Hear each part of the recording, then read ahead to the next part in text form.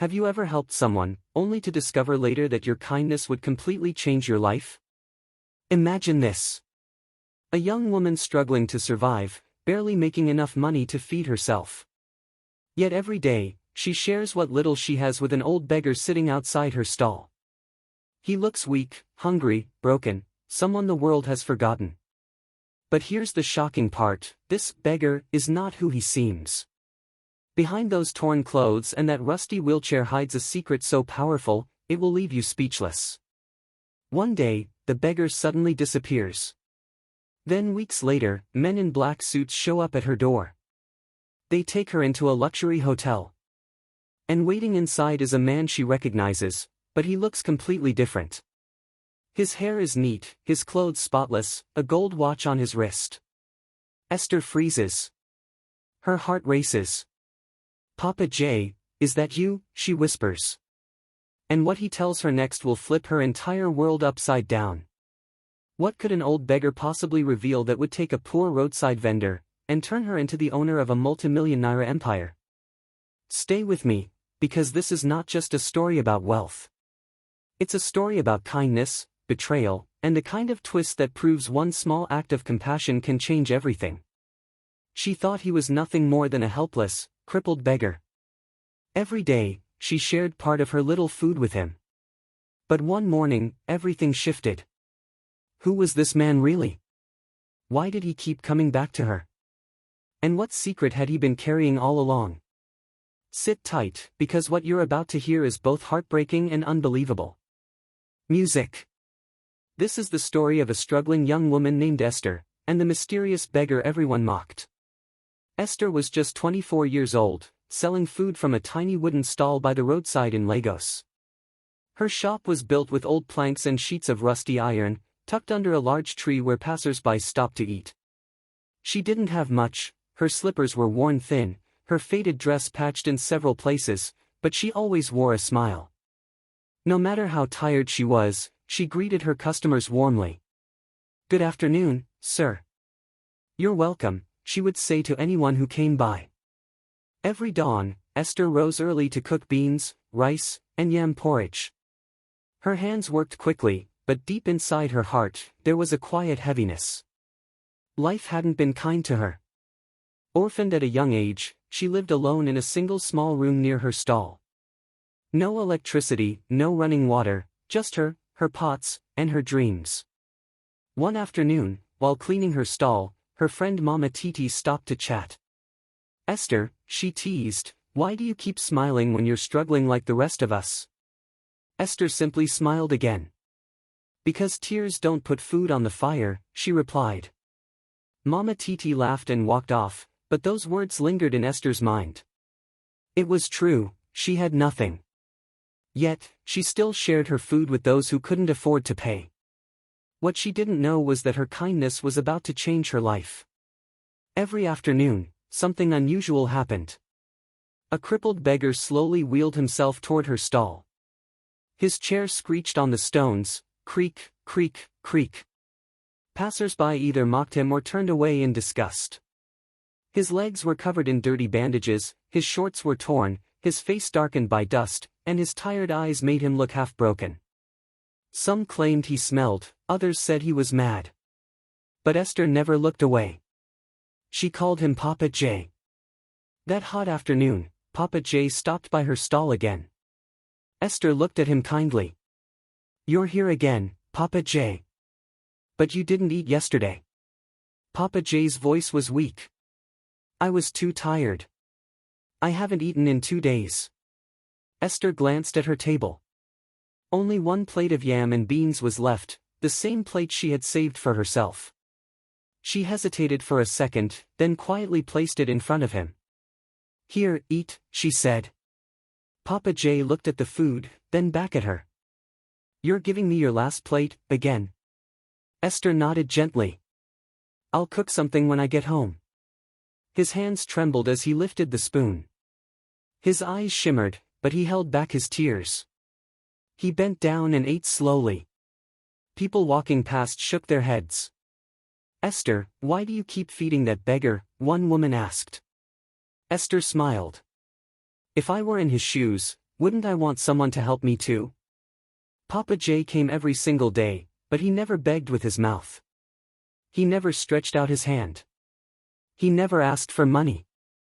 He simply sat in silence by her stall, head down, wheelchair almost collapsing under him. And each time, Esther brought him a warm plate of food with a smile, sometimes rice, sometimes beans. One afternoon, after Esther had just served 2 schoolboys, she noticed Papa J sitting quietly again. His bandages were still there, his shirt even more torn than before. Esther scooped some hot jollof rice, added 2 tiny pieces of meat, and carried it to him. "Papa J, your food is ready," she said softly. He looked up, his tired eyes softening when they met hers. "You never forget me," he murmured. Esther placed the plate gently beside him. "Even if the world forgets you, I won't." Just then, a shiny black car pulled up in front of her stall. Out stepped a tall man in a spotless white shirt, polished shoes glinting in the sun. He looked strong, with sharp eyes that carried a certain power. Esther quickly stood, wiping her hands on her apron. "Good afternoon, sir," she greeted. "Good afternoon," he replied, but his gaze wasn't on her. His eyes were fixed on Papa J. He stared so long that even Papa J froze mid-bite. The man tilted his head, as if trying to recall something. Then he turned to Esther. "Give me a plate of jollof rice." "With meat," he ordered. Esther quickly served him.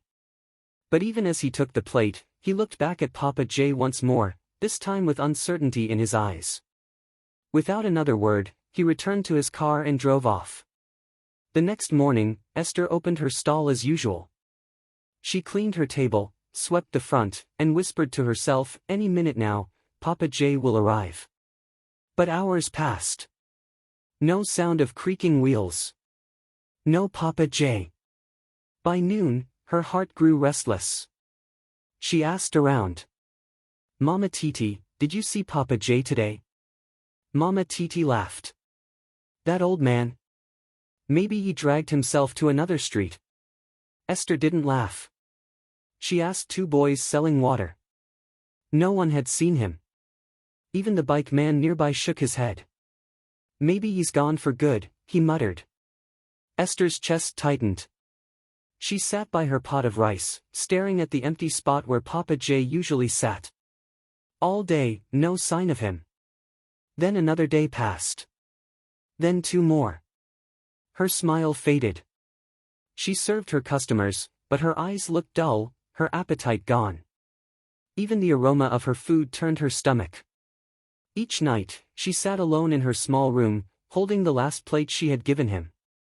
"Papa J never misses a day," she whispered. "Not even in the rain. Not even when sick. So why now?" By the 4th day, Esther's worry had turned into fear. Something was wrong. Deep inside, she knew Papa J wasn't just missing, something had happened. That morning, while slicing onions for her stall, another sleek black car stopped in front. A tall man wearing a bright red cap stepped out. His shoes shone, his clothes were expensive. He didn't greet, didn't smile. He simply handed her a brown envelope. "What is this?" Esther asked, clutching it. The man's voice was cold. "Read it. And don't tell anyone." Then he walked back to his car and drove away. Esther's hands shook as she opened the envelope. Inside was a single sheet of paper. The message was short. "Come to Greenhill Hotel by 4 p.m. Don't tell anyone, from a friend." Her lips parted but no words came out. "Greenhill Hotel?" she whispered.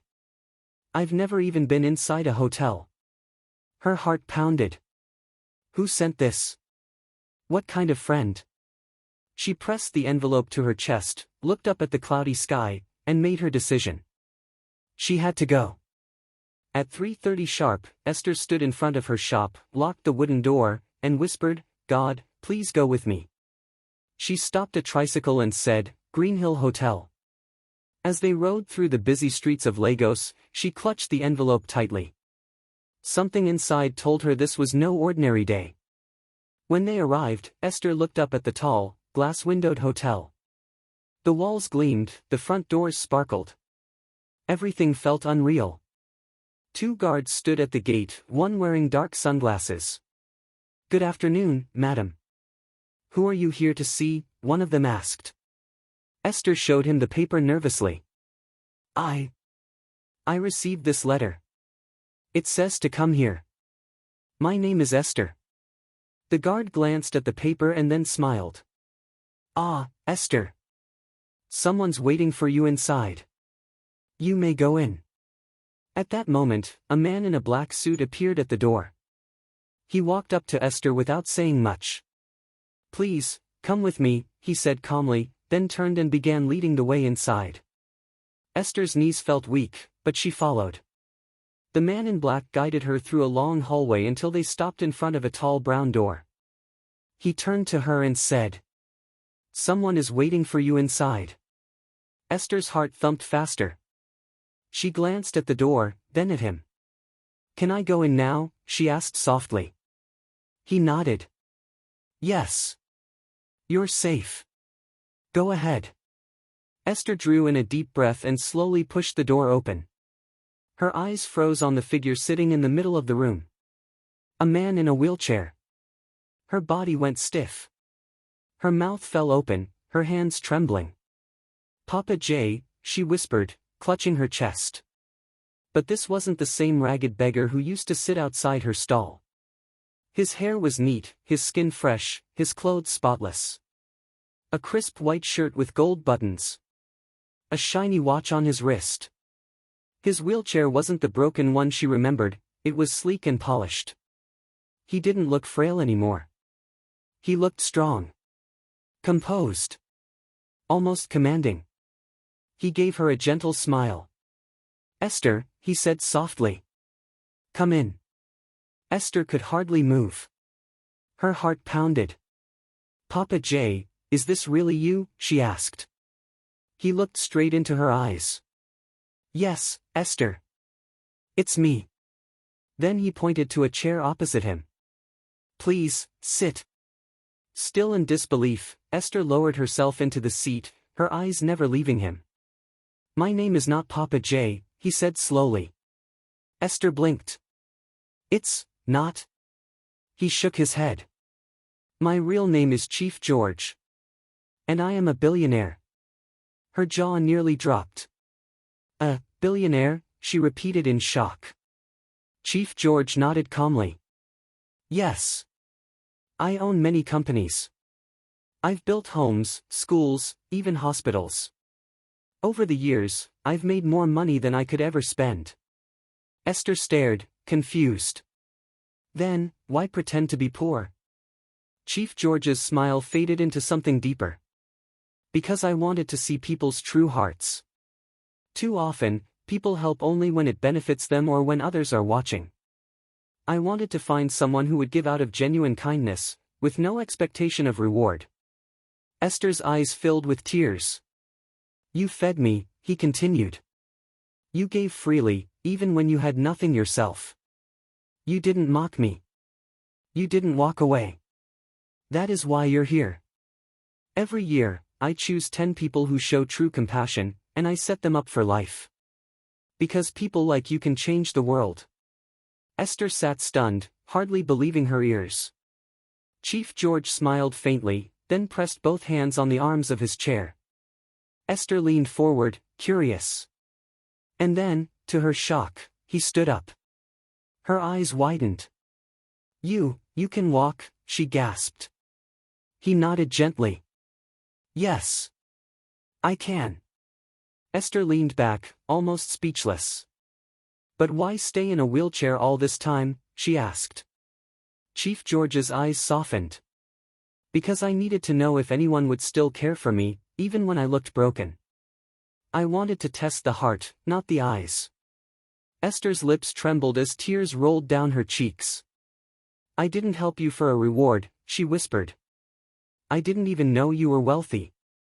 It just felt right to share." Chief George stepped closer and smiled warmly. "And that," he said, "is exactly why I chose you." For a moment, he stood quietly, his gaze gentle but firm. Then he spoke again. Esther, come with me. There's something I want to show you. It's part of your reward. Her eyes widened. Something, for me? Yes, he said with a smile. You have a good heart, and good hearts deserve good things. Esther rose slowly. All right, she said, her voice unsteady. Chief George opened the door, and Esther followed him. Two men in black suits were waiting in the hallway. They nodded respectfully at him and walked behind them. Esther glanced around nervously. Everything felt unreal, like a dream she hadn't woken from. As they stepped outside, she froze. 5 large black SUVs gleamed in the sunlight, lined up neatly. Each one guarded by tall men in dark suits. The cars looked like they belonged in a movie. Chief George walked toward the first SUV. A guard opened the door for him. He glanced back at Esther with a smile. Come in. Esther's chest rose and fell quickly as she stepped inside. The door shut. Engines roared to life. One after another, the SUVs rolled out of the hotel gates in a powerful convoy. Esther sat quietly, her heart racing. Where was he taking her? And what on earth was waiting ahead? The city passed by outside, busy markets, rushing buses, people hurrying through the streets. But Esther's mind was filled with questions. After nearly 30 minutes, the convoy turned onto a quiet, clean road lined with new buildings. Tall glass walls sparkled, fresh paint shone, signboards gleamed. Everything looked expensive. Finally, the cars stopped. Chief George stepped out first. A guard opened Esther's door. Come, Chief George said with a smile. Esther followed him, then stopped in her tracks. Her eyes went wide. Standing before her was a grand, luxurious building. Not just a shop, a massive, multimillionaire restaurant. Its glass windows stretched from floor to ceiling. The walls were smooth and white like marble. Golden handles glistened on the doors. Flowers lined the entrance. Esther's jaw dropped.